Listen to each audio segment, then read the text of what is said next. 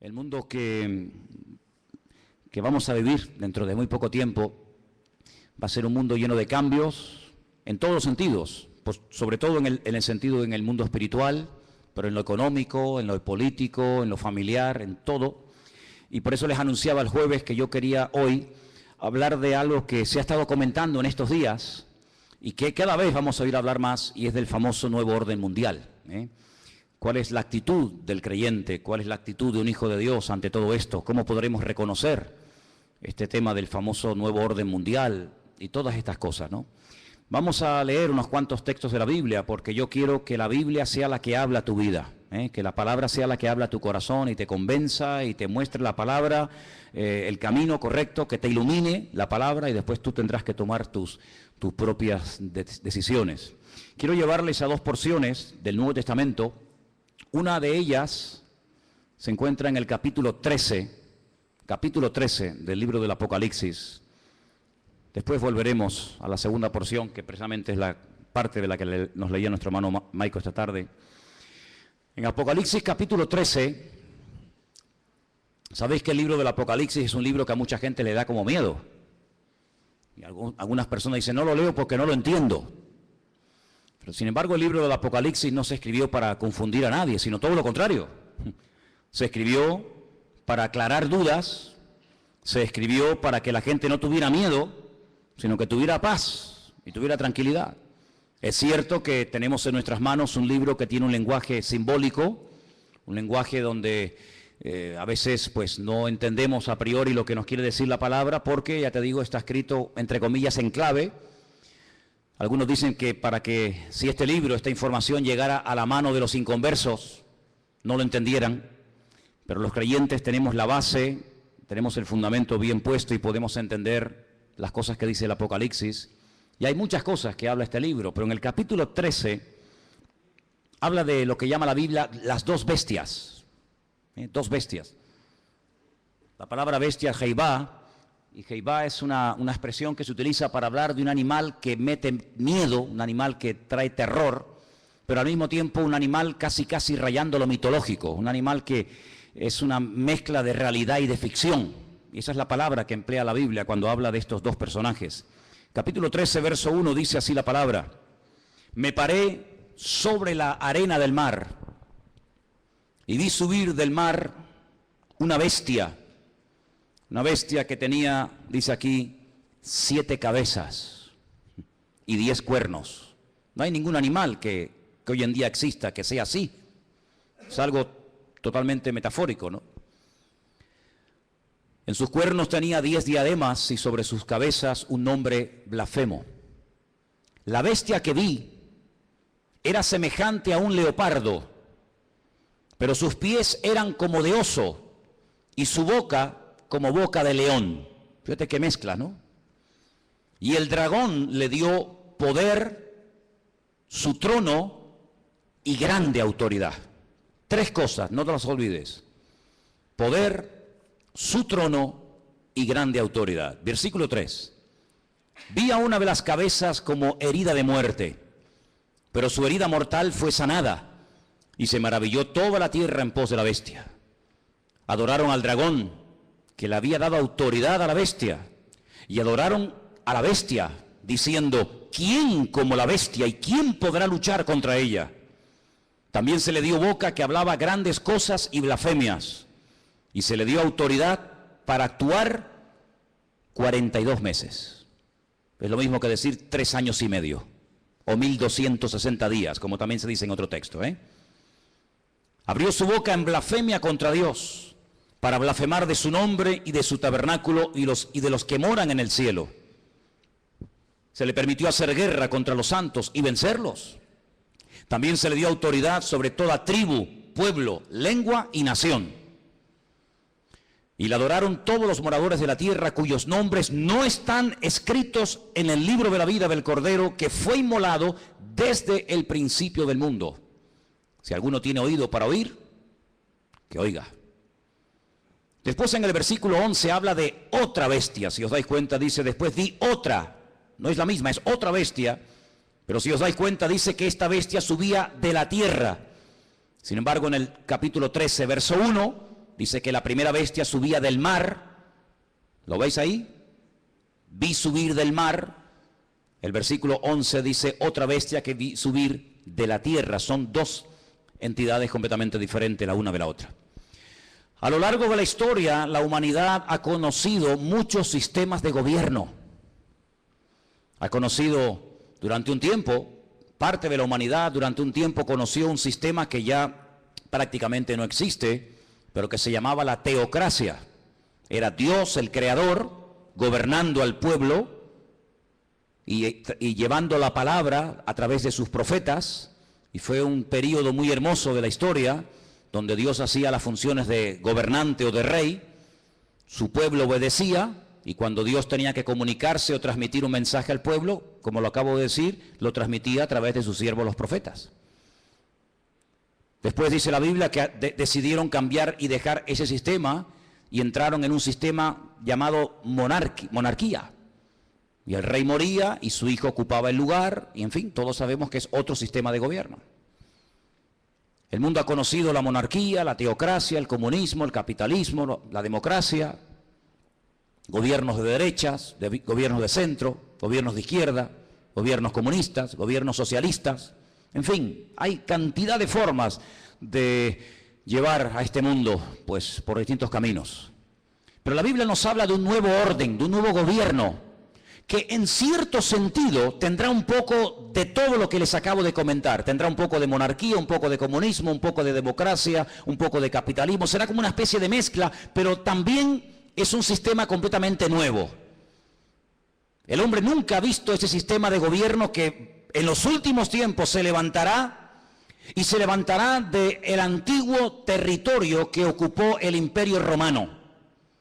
Yo no sé cómo estáis de geografía y de historia, pero el antiguo Imperio Romano conquistó prácticamente todo el continente europeo, de punta a punta, todo el Magreb, todo lo que son las naciones del norte de África y parte de Oriente Medio, incluido Siria, Egipto, Palestina y otros países más. De ese antiguo territorio romano, un territorio enorme, la Biblia nos enseña que en los últimos tiempos se formará un nuevo orden mundial, se levantará un gobernante que no sabemos su nombre, pero sí tenemos muchísima información acerca de este personaje, que no es un personaje de la mitología, ni es una especie de engendro entre algo espiritual y algo físico, sino que será un hombre de carne y de hueso, con padre, con madre, con genealogía, con lugar de nacimiento, con pasaporte, etcétera, etcétera. Digo esto porque a veces Hollywood y algunas películas muestran al famoso anticristo como una especie de relación entre Satanás y una mujer, y nace ahí una cosa que no sabe si es un demonio o es un niño. Olvídense de eso.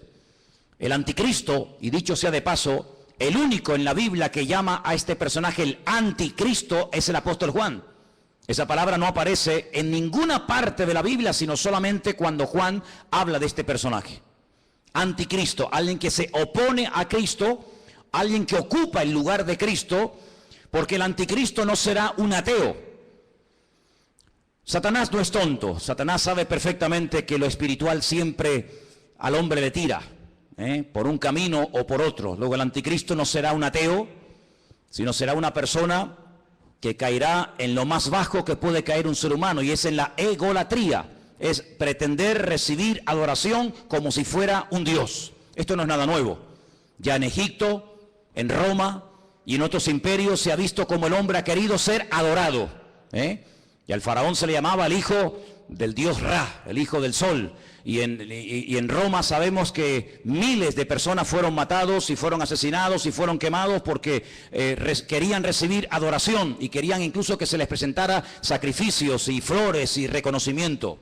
Así que el anticristo será una persona que al principio, digamos que, entre comillas, respetará todos los cultos, todas las creencias, todas las religiones, todo vale, no pasa nada, pero vamos a ver cómo después la Biblia nos dice que pega un cambio, y vamos a ver cómo a lo espiritual le va a dar una importancia tremenda, porque el anticristo, que en el Antiguo Testamento se le llama God, G-O-G. Cuando usted lee, por ejemplo, los libros del profeta Ezequiel, usted se va a dar cuenta de que al que llamamos nosotros el anticristo, en el Antiguo Testamento se le llama God. Fijaros qué cosa tan interesante. Satanás, que es un perfecto imitador de las cosas que Dios hace o que va a hacer, llama a este personaje en el Antiguo Testamento God, y es un nombre que la primera y la última letra de su nombre es la misma, es la G, la Gimel en hebreo. Y suma 3, 6, 3. Un múltiplo de 666, da 66 en total. Imitando a la profecía que Dios le dio al rey David. David es otro el único nombre en la Biblia que aparece con la misma letra al principio y al final. David empieza por D, termina por D. Lo que hace el anticristo es tratar de imitar a ese futuro rey, ¿verdad?, descendiente de la casa de David, y tratando de ungir, respaldar, apoyar y ayudar en todos los sentidos a este personaje político que tendrá un poder prácticamente ilimitado. Hace unos días, varios gobernantes muy famosos de este planeta Tierra proponían el nombrar a una persona como el presidente del planeta Tierra, el presidente de la Tierra, en este nuevo orden mundial que se está fraguando. Una de las últimas ciudades con un lujo increíble que se ha construido en Kurdistán se llama Astana. Lo habéis visto en algunos grupos ciclistas que llevan Astana, ¿verdad? Y tienen un grupo muy famoso de ciclistas. Astana fue fundada por los Illuminati y por las logias masónicas. Todos los edificios y todos los símbolos de la ciudad de Astana en el Kurdistán, todos tienen que ver con símbolos masónicos y de los Illuminati. No voy a entrar demasiado en esto, pero los Illuminati son personas que pueden ser políticos, pueden ser presidentes de país, de gobiernos, pueden ser deportistas, pueden ser artistas, etcétera, etcétera. Y hablemos claro, son personas adoradores del diablo. En Israel hay una cueva que se llama la famosa cueva de Sedequías. Se llama la cueva de Sedequías porque cuando el rey Nabucodonosor sitió la ciudad de Jerusalén durante más de un año, el rey que en ese momento gobernaba Jerusalén se llamaba Sedequías y huyó por esa cueva, y dice que lo alcanzaron en la llanura del valle de Jericó, que está como unos 8 o 10 kilómetros de allí. Y allí lo encontraron, le sacaron los ojos y se lo llevaron cautivo a Babilonia, a Irak. Y en esa cueva de Sedequías, de vez en cuando los famosos masones y Illuminatis se reúnen para hacer rituales. Quiero decirles que el presidente mundial de los Illuminati y de los masones es un judío llamado Rockefeller. Y en esa cueva se reúnen los de más alta graduación, los de nivel 33. Y allí hacen todo tipo de ritos y de ceremonias. Y ellos dicen que es allí, en uno de los lugares del mundo, de la tierra, donde Satanás hoy por hoy tiene su trono. No se olviden que Satanás no es un ser omnipresente que puede estar en todas partes al mismo tiempo. Satanás no puede estar en Madrid, en Estados Unidos, en Jerusalén, en Latinoamérica. Satanás es un ser que solamente puede estar en un sitio al mismo tiempo. Se mueve en el mundo espiritual, pero no tiene omnipresencia como es un atributo divino. Y es en ese lugar donde dicen los Illuminati y los masones que en forma de macho cabrío se presenta cuando hacen esas ceremonias en la cueva de Sedequías, y allí es donde reciben órdenes e instrucciones para las cosas que tienen que hacer. A algunos les puede sonar todo esto como a ciencia ficción, como a miedo, como a película, pero quiero decirles que el mundo espiritual, aunque no lo podemos ver con nuestros ojos de carne, es tan real como el mundo natural que constantemente estamos viendo. Date cuenta que, por ejemplo, ahora aquí dentro hay millones de voces en alemán, en arameo, en hebreo, en inglés, en chino, en japonés. Aquí dentro hay frecuencias, hay ondas, pero que no podemos ni verlas ni oírlas porque no tenemos un aparato de radio. Pero si tuviéramos un aparato de radio con una buena antena, seríamos capaces de escuchar programas que ahora mismo se están emitiendo desde Marruecos, desde Estados Unidos, desde cualquier parte de la tierra, simplemente que no tenemos un aparato que nos permite captar la señal de lo que aquí hay. Es como en la televisión. Y el mundo espiritual es invisible, pero es real. Los demonios existen, Dios existe, los ángeles existen. Todo el mundo espiritual es tan real como el mundo en el cual nos movemos tú y yo cada día. ¿Cuántos dicen amén? Satanás, dice la Biblia, que tiene un título, es el príncipe de la potestad del aire. Él se mueve con una velocidad abismal en la atmósfera. Y en ese lugar es donde Satanás hoy por hoy tiene su trono. Recuerden que en el libro del Apocalipsis, cuando el Señor le habla a una de las 7 iglesias, a una, no a las 7, a una le dice, aguanten, tengan paciencia, van a ser probados, van a tener dificultades, pero resistan, yo estoy con ustedes, porque yo sé dónde ustedes viven, donde Satanás tiene su trono. ¿Dónde tiene su trono Satanás hoy en día? Pues allí, en la ciudad de Jerusalén, es donde Satanás se mueve, porque sabe que la ciudad de Jerusalén es la ciudad más importante del mundo. Es la ciudad donde el Señor Jesucristo pasó la última semana de su vida. Es la ciudad donde Él instituyó lo que conocemos como la Santa Cena, el pan y el vino. Es el lugar donde murió. Es el lugar donde resucitó. Es el lugar donde ascendió. Es el lugar donde en el día de Pentecostés descendió el Espíritu Santo en forma como de lenguas de fuego que se asentaron sobre más de 100 y pico personas que estaban allí. Es el lugar donde Zacarías capítulo 14 dice que Él volverá por segunda vez y pondrá sus pies sobre el monte de los olivos y el monte se partirá y desde allí gobernará a las naciones. Es el lugar donde dice la Biblia que todo ojo le verá y toda rodilla se doblará. Es el lugar donde vendrán los famosos 2 testigos del Apocalipsis. Es el lugar donde Dios tendrá su sede de gobierno. Es una ciudad mencionada en más de 3.500 ocasiones en la Biblia, en el Antiguo Testamento. Es una ciudad importantísima. Es un lugar donde se está orando permanentemente, de noche y de día, por esa ciudad, pero es un lugar también donde Satanás tiene puestos sus ojos, porque sabe lo que allí va a pasar y lo que allí ya está pasando. Así que el anticristo, no el falso profeta, sino el anticristo, el cuerno pequeño, como lo llama Daniel, el hombre de pecado, el hijo de desobediencia, el inicuo, esta persona cruel y despiadada, tendrá durante 3 años y medio un poder impresionante como no nos podemos ni imaginar. Esta es la última oportunidad que Satanás tiene para destruir a las naciones, para engañar al ser humano. Esta es la última oportunidad, la última bala en la recámara que le queda al diablo por hurtar, matar y destruir, dice la palabra de Dios. Así que se viene un sistema de gobierno que nunca en la vida el ser humano ha visto. Pero, como hemos leído, este hombre, este falso Cristo, este falso Mesías, el anticristo, dice la Biblia que hará alianza, escuchen bien, hará alianza, hará pacto y tendrá el respaldo económico y espiritual de un ente espiritual, por así decirlo, de un grupo religioso que la Biblia lo denomina la Gran Ramera o la Gran Babilonia. ¿Y quién es esta Gran Ramera? ¿Quién es la Gran Babilonia? Bueno, voy a leerles algunas cosas y ustedes lleguen a sus propias conclusiones.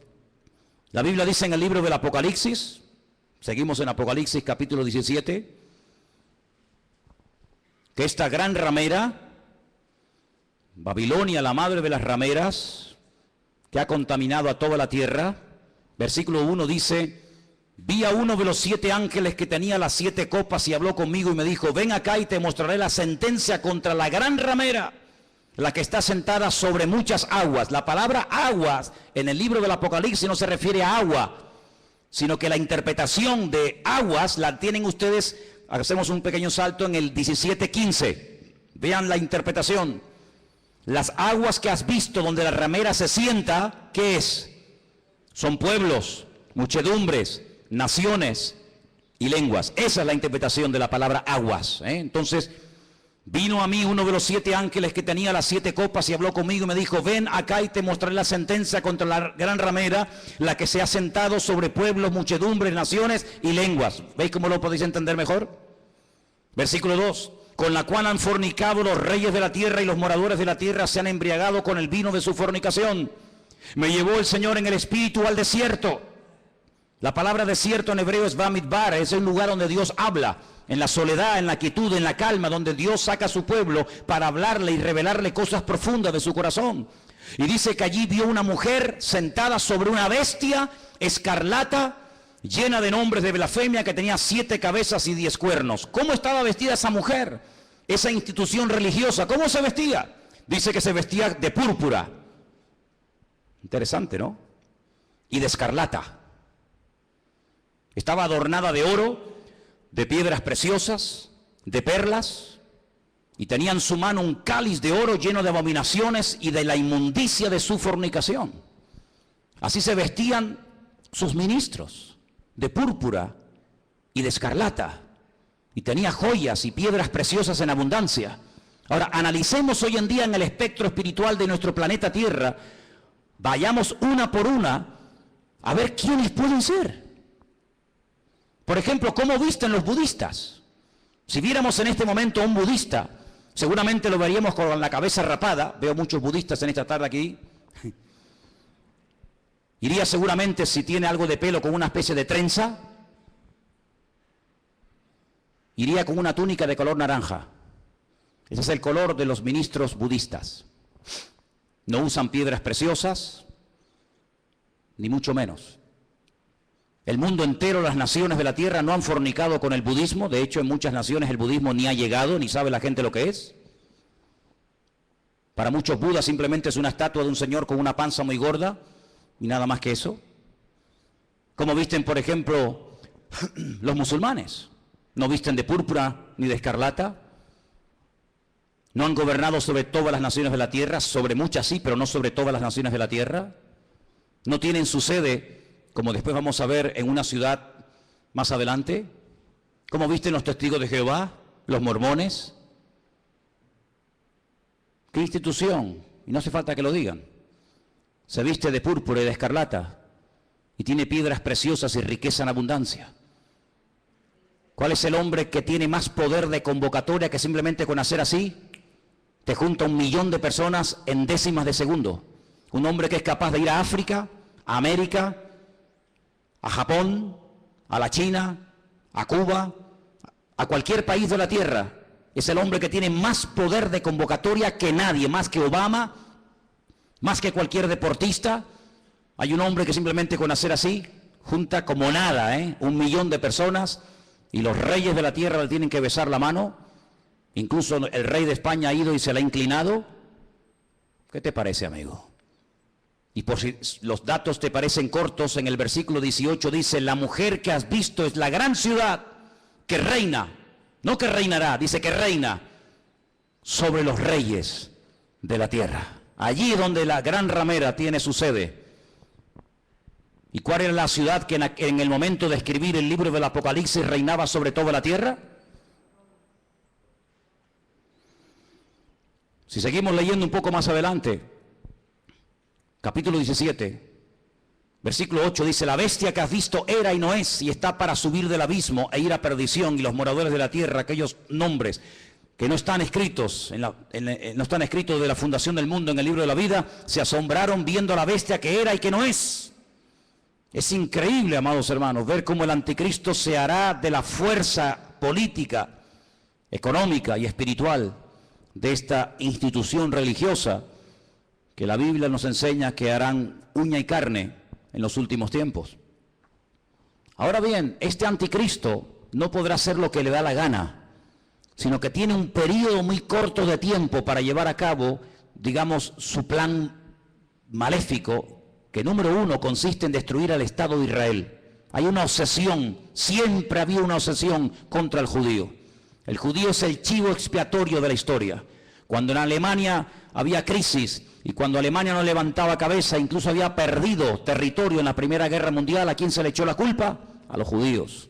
¿Quiénes pagaron los platos rotos en la Segunda Guerra Mundial? Fundamentalmente los judíos y otras personas también, pero mayoritariamente los judíos. Cada vez que hay un problema, cada vez que hay un conflicto, la culpa la tiene el judío. Hay centenares y centenares de libros que nos hablan acerca de que si no existiera ese pequeño país que tiene tan solo 300 kilómetros de largo, 22.000 kilómetros cuadrados, un país que prácticamente es que ni se ve en el mapa, un 0,7% de la población mundial, todos los problemas del mundo se solucionarían. Pero permítame decirles que durante la Primera Guerra Mundial Israel no existía y hubo una guerra mundial. Y durante la Segunda Guerra Mundial Israel no existía y se mataron 60 millones de personas en territorio europeo y esa gente no existía, no estaban allí como pueblo. Pero siempre se ha tratado de buscar una especie de chivo expiatorio al cual echarle la culpa de todos los problemas. Y hay muchos libros que dicen que si Israel no existiera, si ese país no existiera, si se arrasara completamente a esta gente, el mundo sería un mundo de paz, un mundo más equilibrado, un mundo donde no habría tantas guerras y rumores de guerras. Así que el primer objetivo de este personaje es ganarse la confianza del Estado de Israel. ¿Y cómo se ganará según la Biblia la confianza de los judíos para que durante un tiempo corto, pero al fin y al cabo un tiempo, lo apoyen? Pues muy fácilmente, permitiéndoles cumplir el sueño que todo judío tiene durante 2000 años. No lo han perdido jamás. Han estado de aquí para allá, los han matado, los han quemado, los han crucificado, les han hecho de todo, pero siempre han tenido una obsesión en la mente, y es poder volver a Jerusalén y poder volver a ver reconstruido el templo de Jerusalén. El templo de Jerusalén fue destruido en el año 70 por las tropas romanas capitaneadas por Tito, el hijo de Vespasiano, y desde el año 70 de la era cristiana hasta hoy, allí no hay templo. Los romanos araron aquel lugar, le cambiaron el nombre a Jerusalén y le pusieron Aelia Capitolina, le cambiaron el nombre de Israel por Palestina, para que nunca más nadie se acordara que una vez hubo una ciudad en la historia de la humanidad llamada Jerusalén y un país llamado Israel. Pero todos sabemos que ese país ahí sí sigue existiendo. 7 guerras, ningún país moderno ha tenido que soportar 7 guerras, donde incluso ha tenido que pelear a veces hasta con 14 naciones a la vez. 14 naciones se han unido por tierra, por mar y por aire para destruir a esta gente, y en las 7 ocasiones no han podido hacerlo. Pero la Biblia nos enseña, y lo dice muy claramente en Ezequiel, en Daniel, en Zacarías, etcétera, que el enemigo intentará destruir a esta nación con armas nucleares. Y la palabra de Dios nos enseña que en un valle que está a las afueras de Jerusalén, llamado el Valle de Jezreel, o el Valle de Megido, se llevará a cabo una batalla tremenda que hasta la Biblia ya ha dado el nombre de dicha batalla, la famosa batalla de Armagedón. De hecho hay películas, ¿no?, que se llaman Armagedón. Y dice la Biblia que allí vendrán naciones de todas partes de la tierra. Atacarán por el norte, por el sur, por el este y por el oeste, por tierra, por mar y por aire. Y será un tiempo de angustia para Israel. La palabra de Dios nos enseña que más de 200 millones de soldados, escuchen bien, a Juan también le asombró, imagínate, nos asombra a nosotros escuchar esta cifra. Imagínate a Juan hace 2000 años en la isla de Patmos escribiendo el Apocalipsis. 200 millones de soldados se unirán con un solo objetivo: destruir al pueblo de Israel. ¿Y por qué tanta obsesión por destruir a Israel? Lo he dicho muchas veces y lo vuelvo a repetir, por una sencilla razón. Porque el Dios creador, el único Dios que existe, el Dios de Abraham, el Dios de Isaac y el Dios de Jacob, ha prometido bajo juramento, con su mano levantada, que Israel nunca será destruida, que Dios peleará por ese pueblo. A pesar de sus defectos, a pesar de su desobediencia, a pesar de su rebeldía, Dios defenderá a muerte a ese pueblo. El país, la nación, el imperio que sea capaz de destruir a Israel demostrará, número 1, o que Dios miente o que Dios no existe. Si Dios ha prometido defender a Israel a muerte y que nunca ninguna nación, ningún pueblo, ningún país, ninguna arma forjada se podrá nunca levantar contra esta gente y ser destruida, si alguien logra destruir a Israel, si alguien logra botarlos al mar como intentó Jordania hace años atrás, pues simplemente demostrará que lo que Dios prometió era mentira, o que tal vez Dios ni siquiera existe, el Dios de ellos. Por lo tanto, el enemigo está tratando de demostrar por todos los medios habidos y por haber que Dios miente. Ya lo hizo en el principio de los tiempos, en el libro del Génesis. Cuando se acerca a la primera mujer, le dice: ¿por qué no comes? ¿Por qué no desobedeces a Dios? Y la mujer dijo: porque Dios nos dijo que si pecamos y si desobedecemos la ley de Dios, vamos a morir. Y Satanás le dice: Dios te ha mentido, no es verdad, tú no vas a morir. Lo que pasa es que Dios sabe que si comes de este árbol, si desobedeces a Dios, le harás la competencia, le harás sombra y serás otro Dios. Y eso Dios no quiere que ocurra. Y la Biblia nos enseña que aquella persona le creyó al diablo, le creyó a Satanás y le creyó a la mentira. Y así como la verdad te hace libre, la mentira te esclaviza y te destruye. Por eso a lo largo de la historia, desde Caín hasta nuestros días, Satanás ha intentado destruir al pueblo de Israel, al Dios de Israel. ¿Por qué? Porque él quiere ser adorado y reconocido. Y el anticristo, este hombre, este líder político, exigirá que se le adore. Dice la Biblia que cuando el templo de Jerusalén sea reconstruido, y quiero decirles que he estado muchas veces en Israel, muchísimas veces, y cada vez que he ido he tenido la oportunidad y la bendición de poder ir al Museo del Templo, donde puedes ver absolutamente todo, salvo el arca del pacto. Ya está todo preparado, todo dispuesto, todo listo para que se reconstruya por tercera vez el famoso templo de Jerusalén, en el único lugar del mundo donde los judíos pueden construir un templo. Los judíos no son como los evangélicos que pueden construir iglesias en cualquier parte, o como los católicos que construyen catedrales en cualquier ciudad del mundo. El judío tiene la orden, la prohibición de no edificar ningún templo en ninguna parte de la tierra, salvo en el monte Moriah, donde miles de años atrás el patriarca Abraham subió a lo alto de esa montaña a sacrificar a su hijo. Y es en ese lugar donde Dios únicamente permite que se construya un templo, donde Él, dice la Biblia, que pondrá su gloria y su presencia para que todas las naciones de la tierra conozcan que Dios es uno, dice la palabra de Dios. ¿Por qué no lo hacen? Tienen poder para hacerlo. En 1967, en junio del 67, el 7 de junio del 67, la Biblia nos enseña, o la historia, perdón, nos enseña que las tropas de Israel entraron y conquistaron toda la ciudad de Jerusalén. No podían entrar en Jerusalén, pero en el 67 tomaron toda la ciudad. Subieron a lo alto del monte, pero le dejaron hasta el día de hoy a Jordania que administre las explanadas del templo, donde está la famosa mezquita de Omar y la famosa mezquita de Al-Aqsa.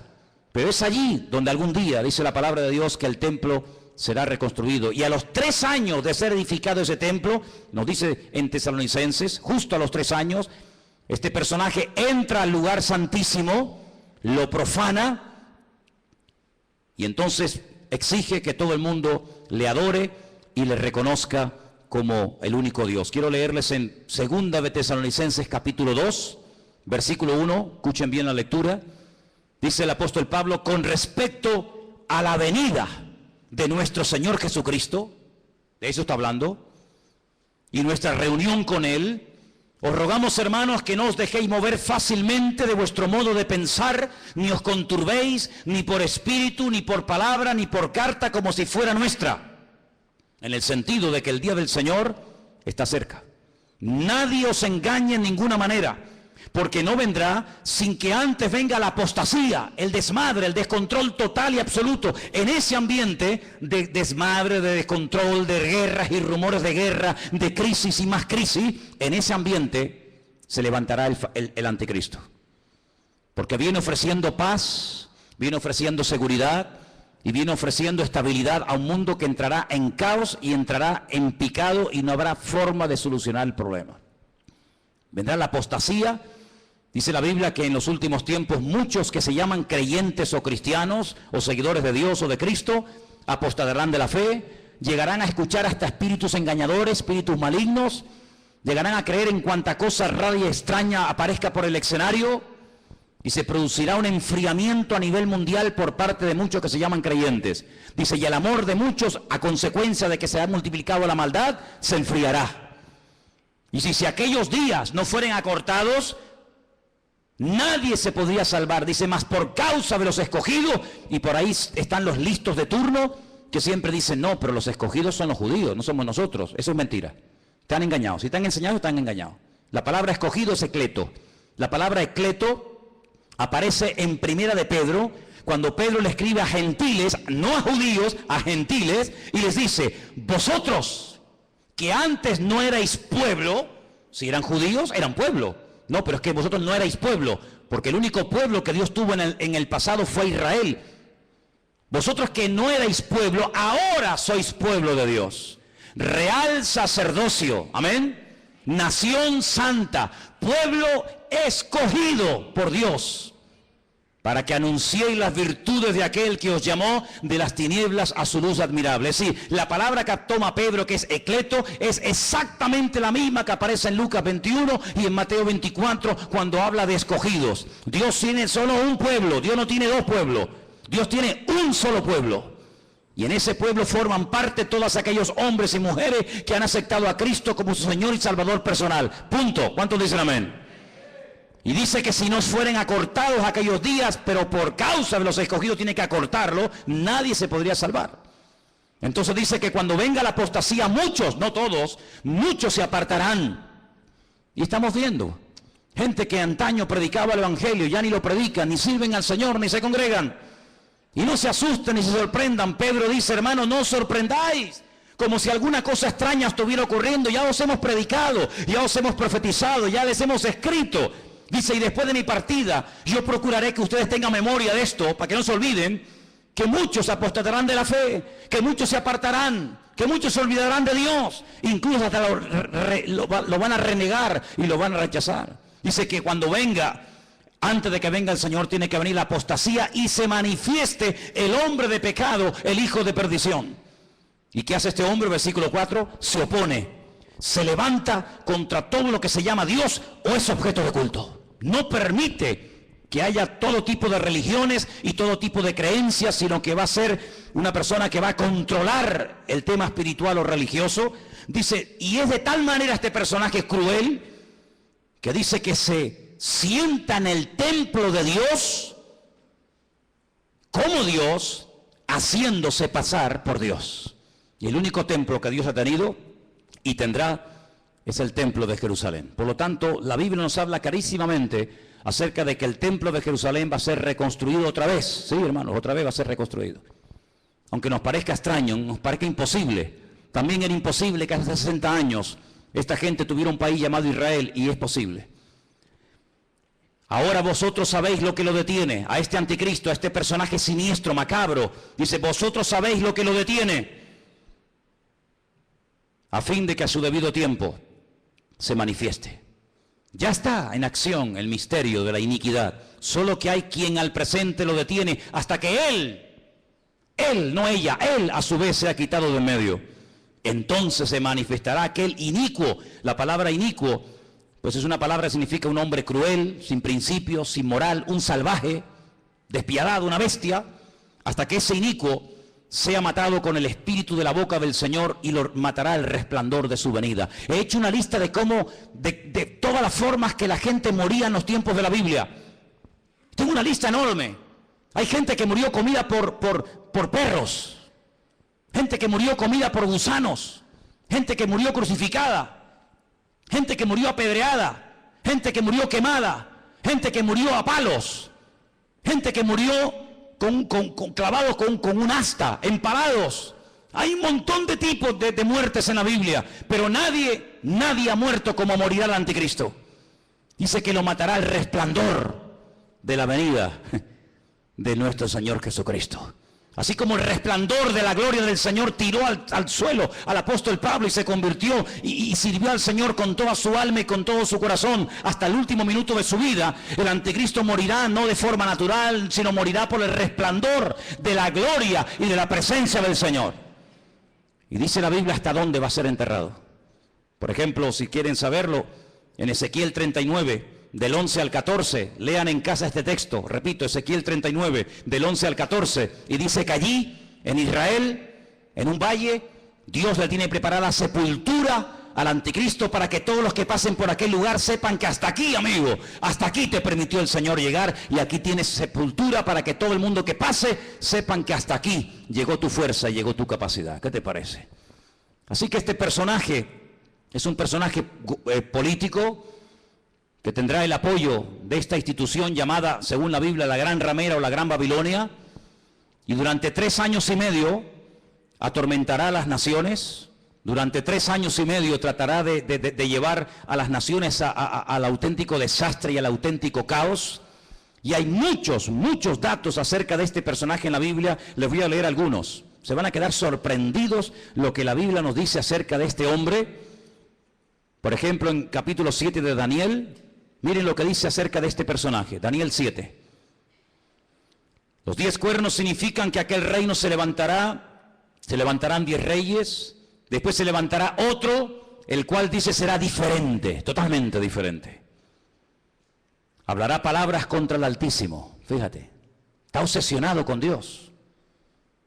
Hablará palabras contra el Altísimo, contra los santos del Altísimo y los quebrantará.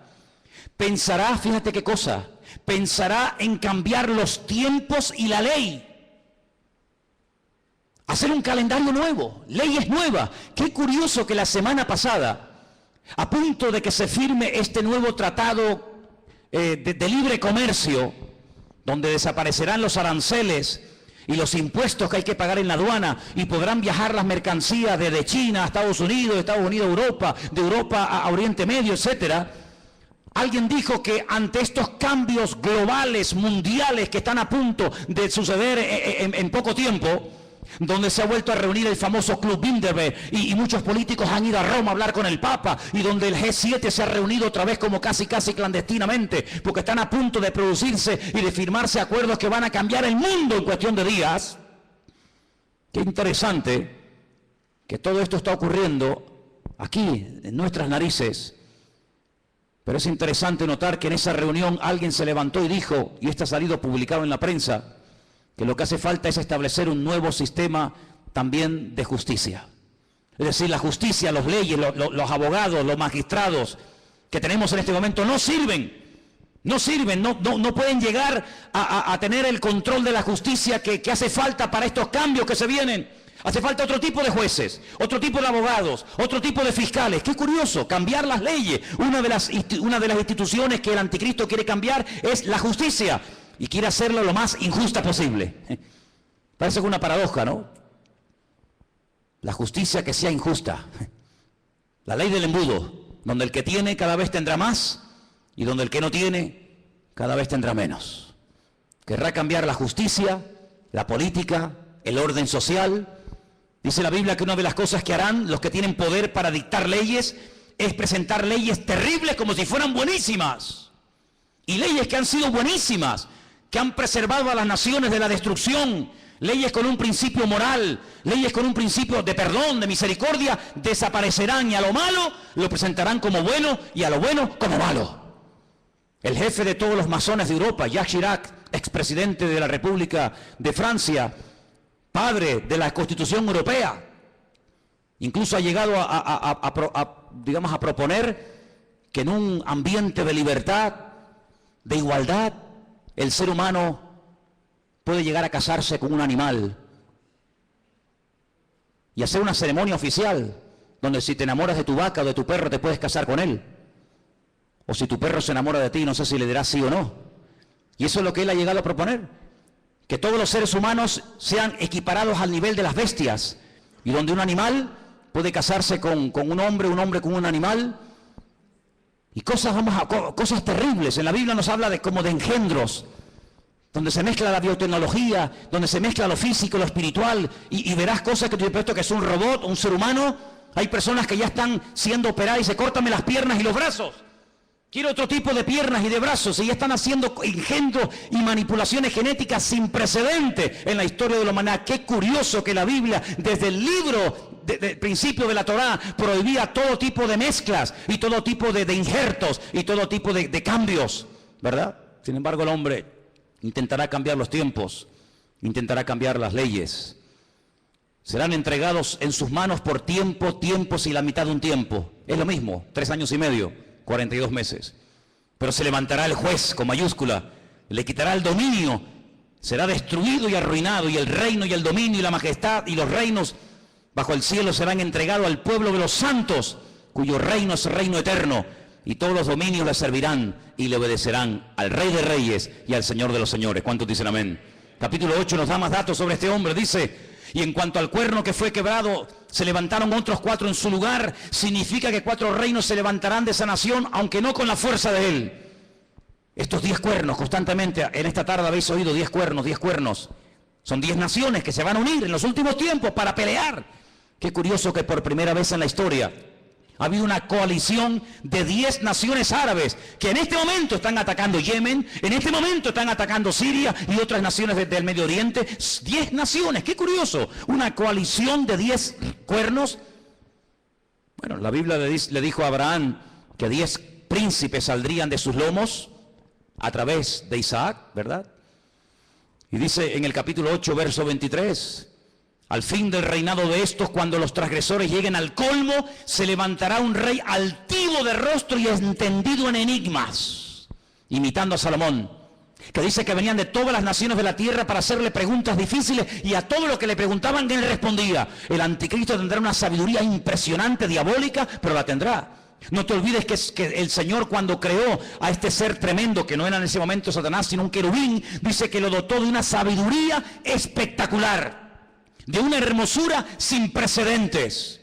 Satanás es capaz de hablar en todos los idiomas de la tierra, de entender todas las cosas que jamás en la vida le podrán caber en el cerebro a ningún ser humano. Y todo eso se lo dará, dice la Biblia, poder, autoridad, respaldo, apoyo a este personaje. Verso 24, y su poder se fortalecerá, pero no con su fuerza propia. Causará grande ruina y prosperará. Qué curioso, por una parte causa ruina y por otra parte prospera. Qué tremendo que los que causan ruina a los demás siempre son prosperados ellos. Es interesante, ¿no?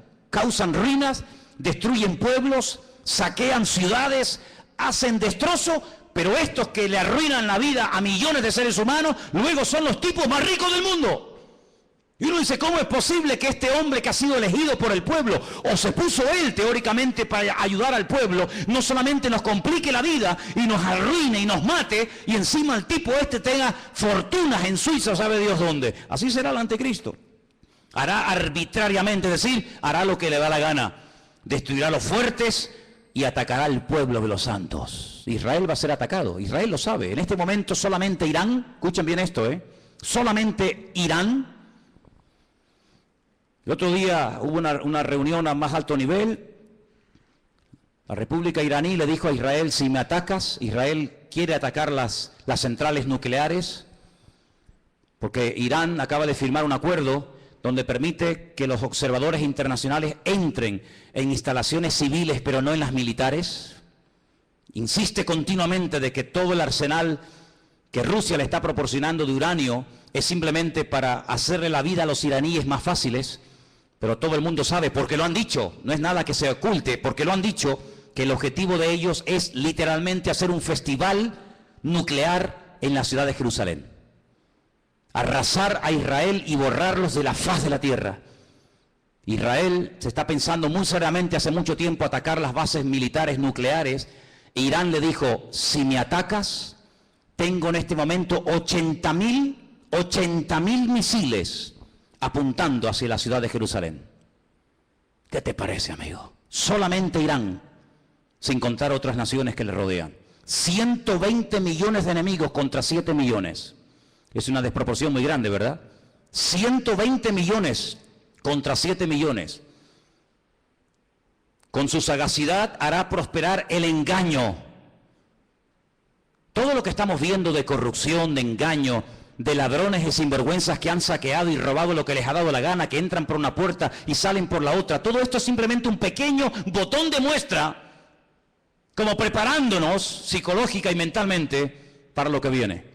Dice que este hombre, con sagacidad, con trampas, con triquiñuelas, con mentiras, hará prosperar el engaño, se engrandecerá en su corazón y sin previo aviso atacará y destruirá a muchos. Estoy leyendo la Biblia, no estoy leyendo nada raro, estoy leyendo la Biblia.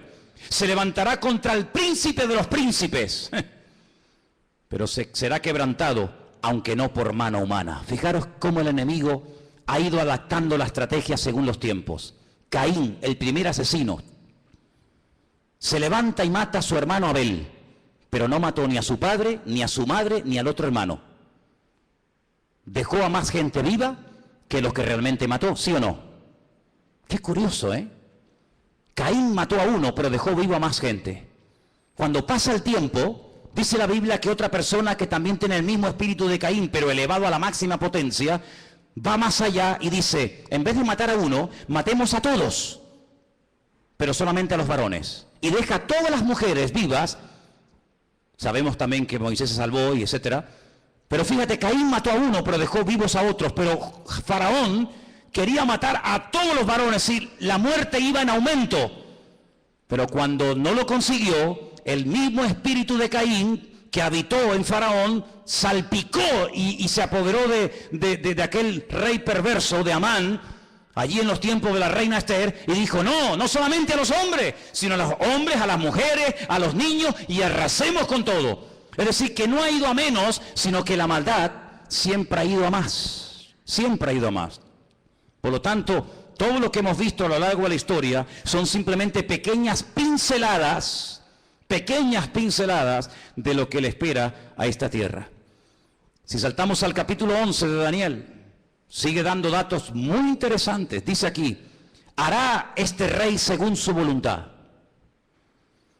Se ensoberbecerá, se engrandecerá sobre todo Dios, y contra el Dios de los dioses hablará. Y dice aquí, y prosperará. Es increíble, ¿eh? Y prosperará. Por eso dice la Biblia, no tengas envidia del hombre malo que prospera en su camino. Porque a veces los malos también son prosperados, pero no por Dios. Y dice aquí, hasta que sea consumada la ira y lo que está determinado se cumpla. Ahora fíjate qué dato tan interesante. Yo sé, y algunos seguramente me lo harán notar, que en el texto original no existen palabras con mayúscula y palabras con minúscula. No existe ni en griego ni en hebreo palabras con mayúscula y con minúscula, que en nuestro idioma es muy importante, porque no es lo mismo la palabra Dios con minúscula que la palabra Dios con mayúscula. No es lo mismo la palabra Señor con minúscula que la palabra Señor para referirnos a Dios en mayúscula. En la Biblia hay un término específico para cada palabra, por lo tanto no hace falta recurrir a esto de mayúsculas y minúsculas. Pero en nuestra Biblia dice en mayúscula, del Dios de sus padres. Luego sus padres eran creyentes. Los padres del anticristo eran creyentes del verdadero Dios. Porque dice, del Dios, repito, con mayúscula de sus padres, no hará caso. Fue criado en una educación, digamos, religiosa, correcta, con el Dios verdadero. Lo mamó en la casa con sus padres, pero dice, no hará caso de ese Dios, de esa enseñanza. Y dice algo interesante que puede tener varias interpretaciones. Ni del amor de las mujeres hará caso. ¿Quiere decir que será un homosexual? ¿Que no se casará? Interprételo usted como quiera. Pero dice que a este hombre no le interesa perder el tiempo. Ustedes saben que cuando un hombre se enamora de una mujer se vuelve medio idiota, medio tonto, ¿no? Por lo tanto, él dice, yo tengo un objetivo y si enamorarme de esta o de aquella me va a quitar mi tiempo, dice, ni hará caso de las mujeres. Increíble. No respetará a Dios alguno, porque contra todo se engrandecerá. Honrará en su lugar al Dios de las fortalezas. Y tú dices, ¿este quién es? El Dios de las fortalezas. No hará caso del Dios verdadero que sus padres le inculcaron y le enseñaron. Dejará ese Dios verdadero y comenzará a adorar, dice aquí, al Dios de las fortalezas. Ahora, el libro de Daniel es el único libro de la Biblia que está escrito en dos idiomas diferentes. Todos los libros del Antiguo Testamento están escritos en hebreo y los del Nuevo Testamento en griego, pero Daniel no. Daniel, parte del libro está escrito en arameo y parte está escrito en hebreo. Se lee igual, pero significa lo mismo. Cuando usted lee del Dios de las fortalezas lo honrará, dice textualmente Alá Maozín. Y menciona la palabra Alá. ¿Saben que las siguientes Biblias que se van a vender dentro de muy poco tiempo, que ya están en circulación en las iglesias evangélicas, dirá, por ejemplo, en el principio creó Alá los cielos y la tierra? ¿Sabían que la palabra Elohim o Dios desaparecerá de muchas Biblias en los próximos años y aparecerá la palabra Alá? ¿Sabían eso? Pues vete espabilando. De Alá, del Dios de la guerra, como dice el texto, a ese Dios adorará. Dice, Dios que sus padres no conocieron. No tiene nada que ver la adoración a ese Dios con el Dios que sus padres le enseñaron. Y dice, lo honrará con oro y con plata, con piedras preciosas y con cosas de alto precio. Hermanos, esto se escribió hace más de 3000 años, ¿eh? Es impresionante cómo hace más de 3000 años el profeta Daniel sabía detalles de la vida de este hombre que en aquel momento lógicamente no existía y que está a punto de aparecer. Y dice, con un Dios ajeno se hará de las fortalezas más inexpugnables y colmará de honores a los que le reconozcan y con precio repartirá la tierra. Pero al cabo del tiempo el rey del sur contenderá con él y se levantará contra él como una tempestad. También le irá mal al anticristo, no te quepa la menor duda, también le irá mal. Pero durante un tiempo, aparentemente, las cosas le van a funcionar.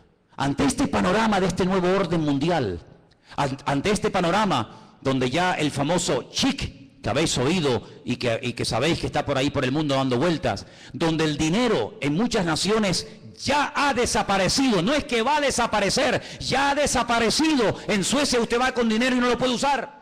Ya no se usa dinero para pagar nada en Suecia. Todo es con otro sistema.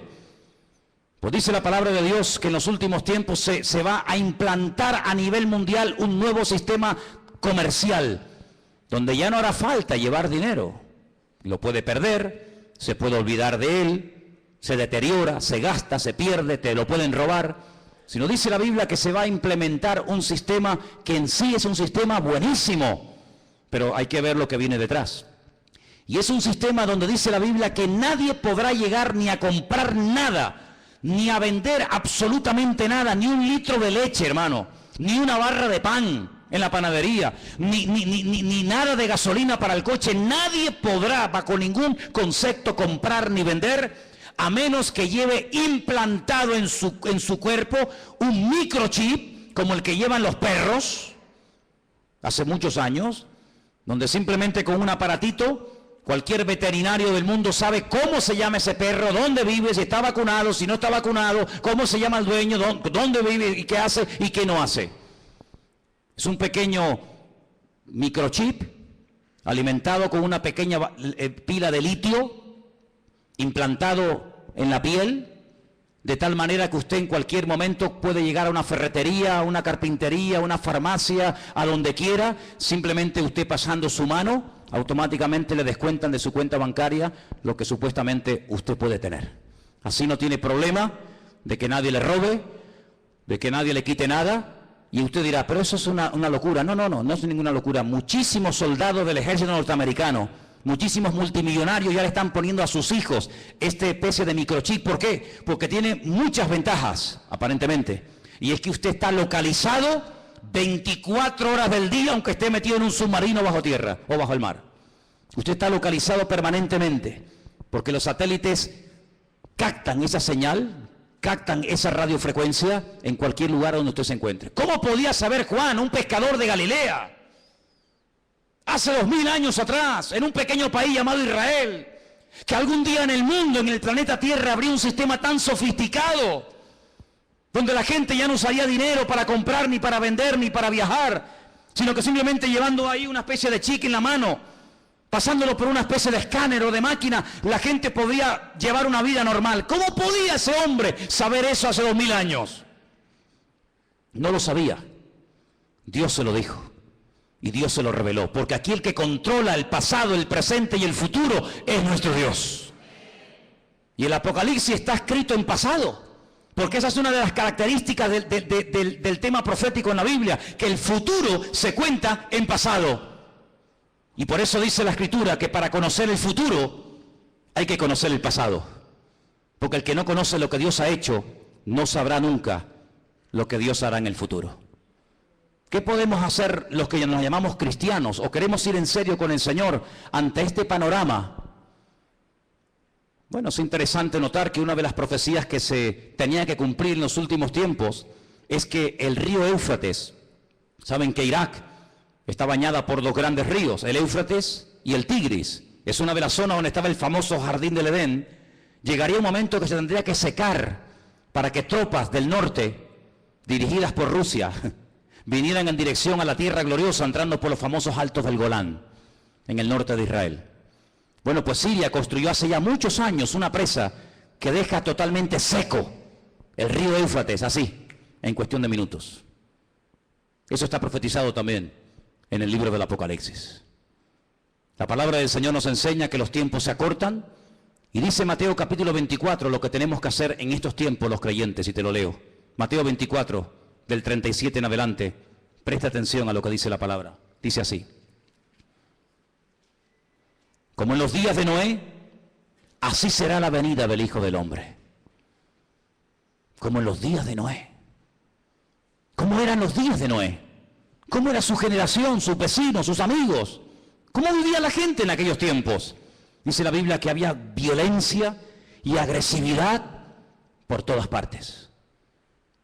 No piensen ustedes que se vive tan tranquilo en todas partes de la tierra como de momento vivimos aquí. Muchos de los que están aquí pueden dar testimonio de que naciones hermosas y tremendamente ricas, es muy difícil hoy por hoy vivir en ellas debido al alto índice de muerte, de destrucción que hay. La gente tiene miedo a salir a las calles. Dice la Biblia que llegará el momento en el que la gente más pacífica, aquella chica que cuando caminaba dice que ni siquiera se atrevía a poner el pie en tierra, de lo delicado y de dulce que era, ten cuidado porque se te puede llegar a convertir en tu peor enemigo. Donde los padres serán capaces de entregar a sus hijos, donde los hijos serán capaces de traicionar y de vender a sus padres, etcétera, etcétera. Como los días de Noé, violencia, agresividad, perversión, algo impresionante.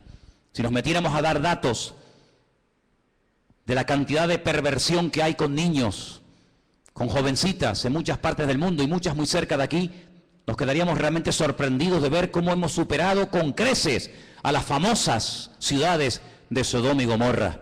La perversión ha llegado a unos niveles indescriptibles. Sigo leyendo en el versículo 38.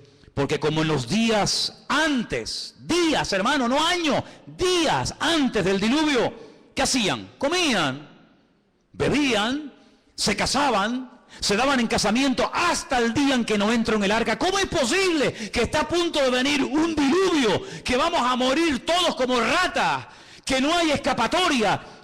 Y te estés casando, pero ¿casando para qué? Si mañana vamos a morir todos. Y haciendo negocios a largo plazo, y haciendo inversiones, y comprando, y vendiendo, y comiendo, y bebiendo, cuando te quedan 20 horas de vida.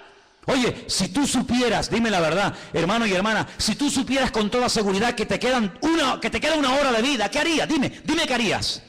¿Llamarías ahora a tu hijo, a tu hija? ¿Harías algo? No, todavía queda mucho tiempo, sí. Esa actitud de diferencia, de decir, bueno, no hay tanta prisa, tampoco es para tanto, no exageres tanto, Manolo, que todavía queda mucho tiempo, que soy muy joven, que queda mucha vida por delante. Sí, también al que enterré ayer le quedaba mucha vida por delante. Y con 44 años recién cumplido el lunes, ahora está donde todos sabemos que está. Toda la vida le quedaba por delante, claro. Un chaval con 44 años, pues, hombre, pues imagínate tú lo que puedes vivir, casi otros 40 años más. Pues no, se acostó a las 9 de la noche. Y a las 7 de la mañana, su vida se apagó. ¿Qué te parece?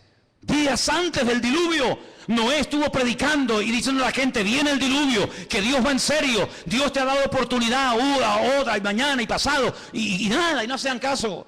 Así será la venida del Hijo del Hombre. Dice, no entendieron. Oye, ¿no te ha pasado? Gente inteligente, gente con más o menos un mínimo de cultura, un mínimo de, no sé, de luz, que tú le hablas de cualquier cosa y todo lo entienden. Le hablas de política, 3 horas hablando de política. Le hablas de fútbol, va, pero yo te cuento. Le hablas de lo que quieras. Tocas el tema de la Biblia, tocas el tema del Señor y son los más torpes del mundo. Y un tío tan listo, un tío tan sabio, un tío tan espabilado, un tío que se ha buscado la vida, toda la vida, de todo entiende y de todo sabe. Lo dejas en el desierto y el tío sobrevive. Lo dejas en el Himalaya y el tío se busca la vida. Cuando le hablas del Señor, no entiende nada. ¿Leíste la Biblia? Sí, pero no la entendí. Pero tío, ¿cómo es posible que leas el periódico, leas la revista y todo lo entiende? Y cuando te hablo de Dios, no entendieron.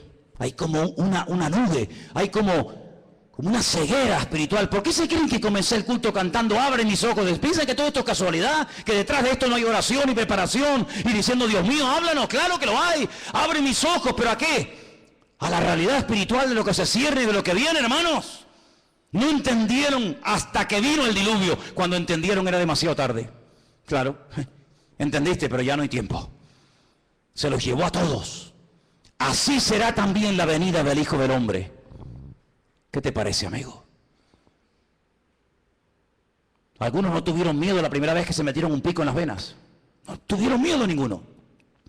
Algunos no tienen miedo a tirarse en parapente, en paracaídas, al vacío, nadar entre tiburones, subir al Himalaya y hacer locura.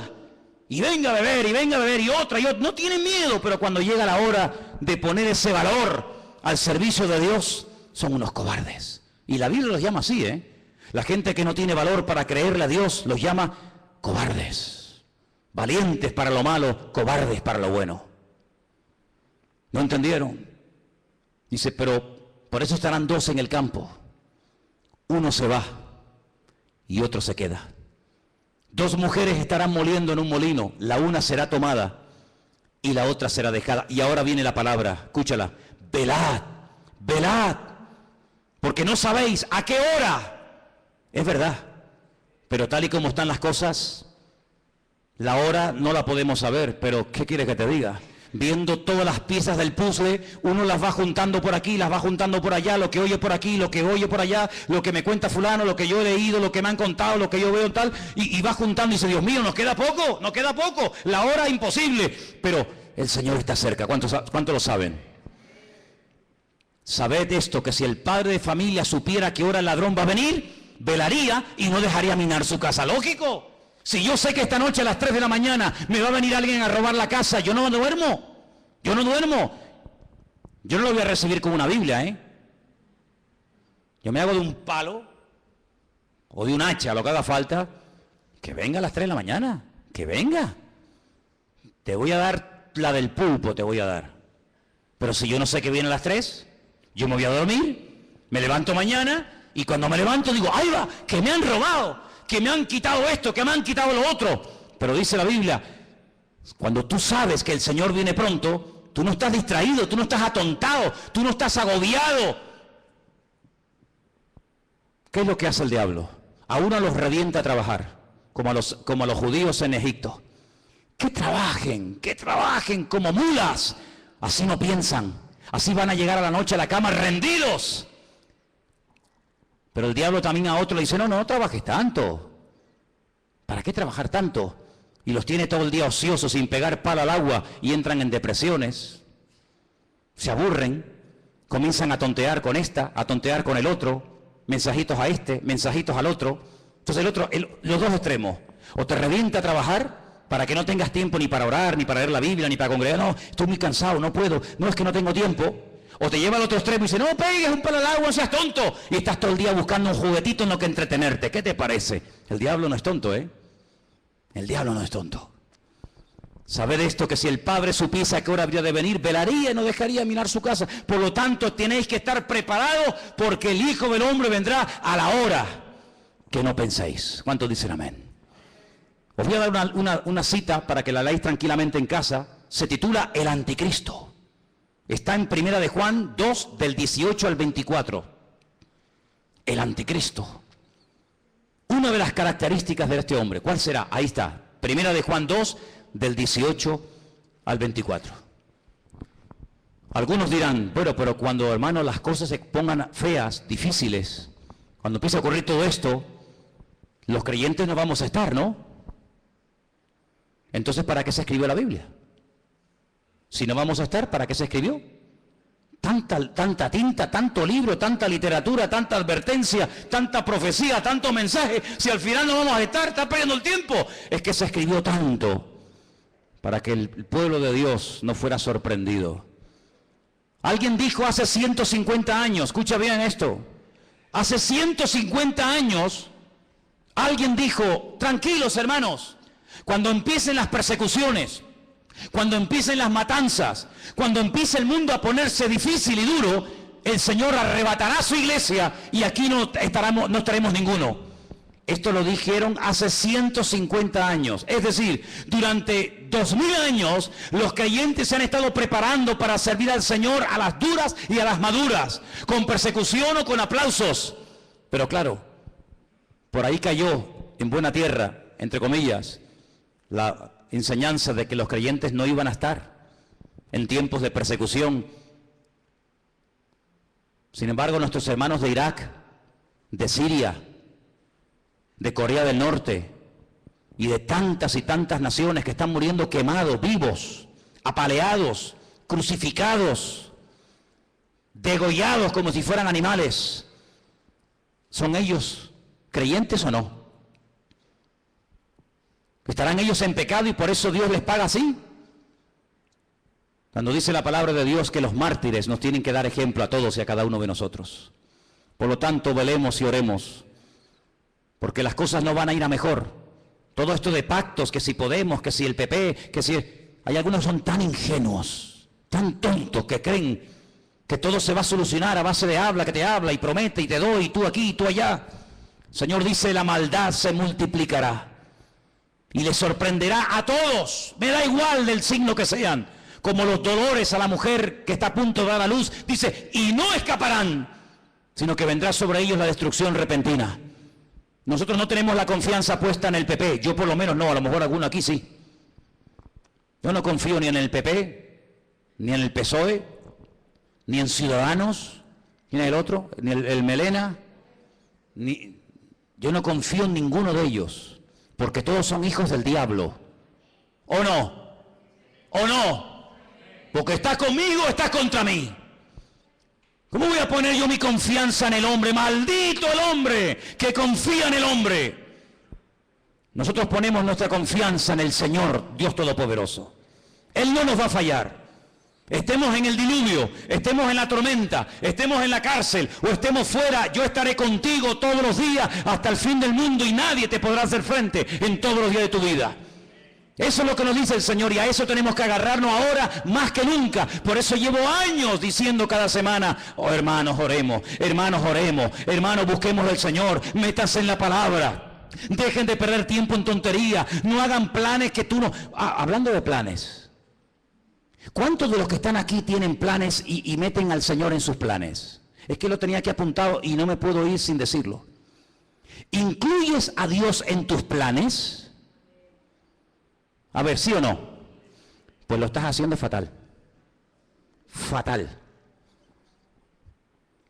¿Que no puedo incluir a Dios en mis planes? No. Pero hermano, no te entiendo. Espera, déjame que te explique. Pues si no te vas a quedar así. Tú no tienes que incluir a Dios en tus planes. Tú tienes que meterte en los planes de Dios. ¿Ves la diferencia? Yo tengo planes, quiero ser médico, quiero ser abogado, quiero estudiar 5 carreras, quiero casarme con un chico alto, guapo, rubio, maravilloso, que habla inglés, arameo, francés, chino, japonés, tenga un coche, un yate, un avión. Claro, esos son tus planes. Y Señor, me tienes que ayudar, me tienes que ayudar, amigo, Tú tienes tus planes, tus proyectos, y ahora me caso, y ahora me divorcio, y ahora compro, y ahora vendo, y ahora voy a la playa, y ahora voy al monte. Tú tienes tus planes y metes a Dios en tus planes. Te equivocas rotundamente, no has entendido nada. Y tú dices, pero ¿cómo se predica en esta iglesia? Sí, amigo, aquí estamos para esto. Si quieres más la papita dulce, vete allá a la esquina que está la guardería Heidi. Aquí yo te digo que la única manera de ir de gloria en gloria y de victoria en victoria no es metiendo a Dios en mi agenda, sino metiéndome yo en su agenda y en sus planes y en sus proyectos. Y entonces Dios te va a bendecir y Dios te va a ayudar. No metas a Dios en tu vida, métete tú en el Señor y entonces el Señor te va a ayudar. Y se abre la puerta, se cierra la puerta, poder decir gloria a Dios, porque Dios está conmigo y nadie me podrá frenar en los días de mi vida. Aleluya. ¿Cómo que tus planes? ¿Qué dices, amigo? ¿Cómo que tus planes? Ya no vivo yo. Ya no vivo yo, es Él el que vive en mí. Por eso es muy difícil ser cristiano, porque ¿a quién no tiene planes? ¿A quién no le gusta? Hombre, a mí me han dicho, ¿cuántas veces me han dicho, ay, yo sé que el Señor tiene que venir, pero que no venga ahora mismo porque yo me quiero casar? Bueno, pues nada. Pues entonces, dile al Señor, Señor, no vengas de momento porque me he comprado el vestido. Me compran los zapatos. Y claro, si vienes, ¿cómo me los pongo? Esa es como me dijo a mí una chica cuando inauguramos esta iglesia hace 14 años atrás. Tuvimos culto sábado y domingo. Y el sábado le dije, mira, cantas tú y tú, y el domingo cantan otras hermanas Y me dice, no, hermano, yo canto el sábado y el domingo. Digo, no, tú cantas el sábado y otro el domingo. Que no, digo, hombre, ¿cómo no? Vamos a ver. Y digo, pero ¿tú por qué tanto empeño en cantar también el domingo? Y me dice, porque me he comprado 2 vestidos. Me he comprado uno para el sábado y otro para el domingo. Y si no canto el domingo no me van a ver el vestido nuevo. Y yo le dije, pero ¿tú vienes aquí a la iglesia para presumir de vestidos? Porque si vienes aquí a aparentar y a presumir, aquí te sobra el sitio, hija. Así que ahora no vas a cantar ni el sábado ni el domingo. Mira lo que te digo. Pues aquí no venimos a verte a ti. Aquí venimos a adorar al Señor. Y cogió y se fue. Se fue a cantar donde le aplaudían. Pero aquí al único que aplaudimos, y le pido que ahora le deis un aplauso a Él, es al Rey de Reyes y al Señor de los Señores. A Él sea la gloria por los siglos de los siglos. Amén. A Él solamente. Aleluya. Fuertes aplausos a nuestro Dios, hermano. Amén, amén, amén. Aleluya. Amén. Nada más que a Él. Todo lo demás sobra. ¿Cuánto tiempo va a reinar el anticristo? ¿Cuánto tiempo va a estar este personaje, este tipejo? ¿Cuánto tiempo? Lo hemos leído. Tiempos y la mitad de un tiempo. 42 meses, 1 año y medio, 3 años y medio. ¿Eso es lo que va a durar? 3 años y medio. ¿Pero cuánto va a durar el reino de nuestro Dios? Por los siglos de los siglos. Amén. Sí, tú tendrás tu tiempo de gloria, como muchos que ves en televisión, de plató en plató, de programa en programa. Parece que pasa un tiempo y desaparecieron. Cierra tus ojos, hermano. Empápate de la Biblia. Métete en el Señor. Y dile al Señor, yo haré en la vida lo que tú quieras. Solamente lo que tú quieras. La vida cristiana no es hacer lo que yo quiero y usar a Dios para mi beneficio personal. No. Eso no es vida cristiana, eso se llama religión. Eso es religión, donde yo hago lo que me da la gana y Dios está a mi servicio 24 horas al día en lo que yo quiera y en lo que yo pida. Eso es religión, donde yo pongo las normas, donde Él está para servirme a mí. Evangelio es, yo no tengo planes. Yo soy un siervo en las manos de Dios y yo haré y me casaré o no, y compraré o no, iré o no, a donde Dios quiera. Eso es el Evangelio. Lo otro es religión. Y por eso, amados hermanos, yo le digo a todos los jóvenes que están aquí esta noche, muchos de ustedes que se están matando estudiando, pregúntale al Señor si eso es lo que Dios tiene para tu vida. Porque si eso es lo que Dios tiene para tu vida, gloria a Dios, qué bueno. Pero ¿y si eso no es? Si eso no es, hijo o hija, pregúntale al Señor qué quiere hacer con tu vida. Porque a Noé cuando le habló le cambió la vida. Y a Abraham ni te cuento. Y a Pablo ni te cuento. Cuando Dios le reveló sus planes a David, a Moisés y a los personajes de la Biblia, les cambió la vida. Ya no se podían dedicar a cualquier otra cosa, porque Dios tiene planes. Claro que los tiene, para mí, para ti. ¿O qué te crees, que estás aquí por casualidad? No. Dios nos ha traído hoy aquí, como dice el cántico, para no volver atrás. Aleluya. Y en esta tarde, cuando te acerques a este pan y a este vino, dile al Señor, te lo pido, dile, Señor, quiero hacer tu voluntad, Señor. Quiero hacer tu voluntad. Bendito sea el nombre del Señor. Señor, ayúdanos a darnos cuenta que el mundo, como tu palabra profetiza, irá de mal en peor. Pero nosotros iremos de gloria en gloria y de victoria en victoria, porque tú así lo has determinado para tu pueblo. Señor, sabemos que el mundo te ha dado las espaldas. Sabemos que el mundo no se somete a tu voluntad ni a tu palabra. Así les va. Pero pedimos, Señor, que a nosotros, tus hijos, este rebaño pequeño, nos des la bendición de servirte y de estar preparados para lo que le viene a este mundo encima. Este mundo va a ser sacudido. Todas las naciones de la tierra van a ser zarandeadas como el trigo. Pero te pedimos, Señor, que tú nos protejas y nos libres del maligno. Y podamos con tu ayuda y con tu bendición mantenernos firmes contra las acechanzas del maligno. Ayúdanos, Señor, en esta noche a tomar conciencia de los tiempos que se avecinan, Padre. El mundo está haciendo sus movimientos, reuniones por aquí, reuniones por allá. Ellos saben a dónde apuntan, ellos saben lo que quieren. Ayúdanos también a nosotros, mi Dios, a estar preparados para que estas cosas no nos sorprendan como ladrón en la noche. Bendito sea Jesús.